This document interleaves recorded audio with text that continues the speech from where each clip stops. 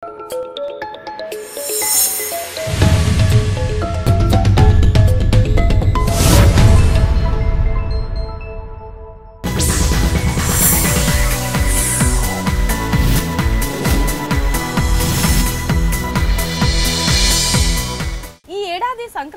Tollywood box office వద్ద tough fight ఉంటుందని అంతా భావించినా అలా ఏం జరగలేదు.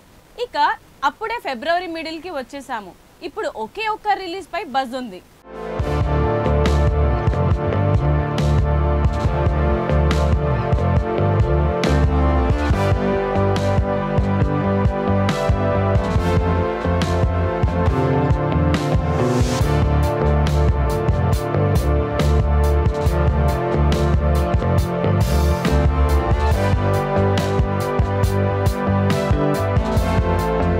సంక్రాంతికి 4 తెలుగు స్ట్రైట్ సినిమాలు రిలీజ్ అయితే ప్రశాంత్ వర్మ, తేజ సజ్జా కాంబోలో తెరకెక్కిన హనుమాన్ విజేతగా నిలిచింది. పెద్ద ఎత్తున లాభాలు కూడా సాధించింది. ఇప్పటికీ కొన్ని చోట్ల సక్సెస్ఫుల్ గా రన్ అవుతోంది కూడా.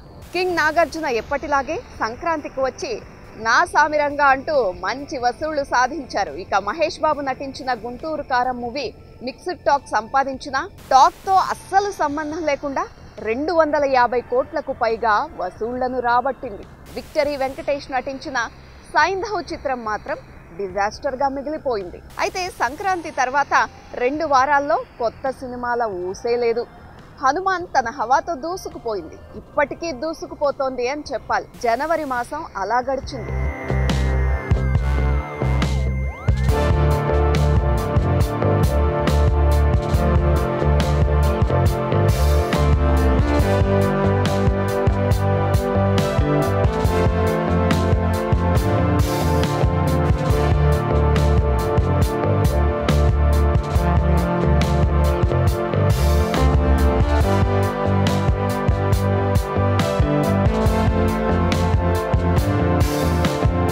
ఫిబ్రవరి ఫస్ట్ వీక్లో అనేక కొత్త సినిమాలు ఆడియన్స్ ముందుకొచ్చాయి.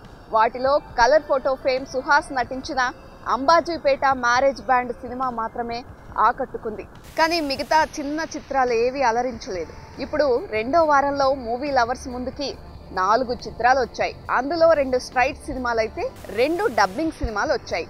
ఉమ్మడి ఆంధ్రప్రదేశ్ మాజీ CM YS Rajasekhar Reddy biopic యాత్రకి సీక్వెల్ గా రూపొందించిన యాత్ర 2 ఈ మధ్య రిలీజ్ అయింది. ప్రస్తుతం AP CM Jaganmohan Reddy biopic గా ఈ మూవీ తెరకెక్కింది. తొలి రోజు ఈ సినిమా మంచి వసూళ్లే రాబట్టినా 2వ రోజు కలెక్షన్లు బాగా పడిపోయాయి. తమిళ సూపర్ స్టార్ రజనీకాంత్ క్యామియో రోల్లో నటించిన లాల్ సలాం సినిమా కూడా డిజాస్టర్ టాక్ అందుకుంది.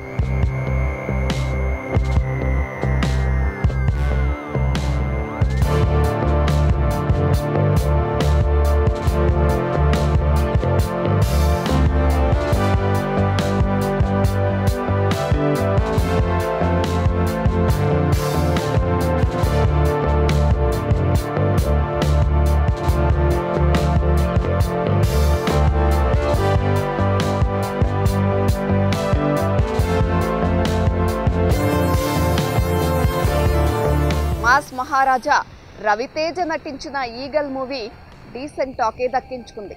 2 రోజులకు గాను 10 కోట్లకు పైగా వసూళ్లను సాధించింది.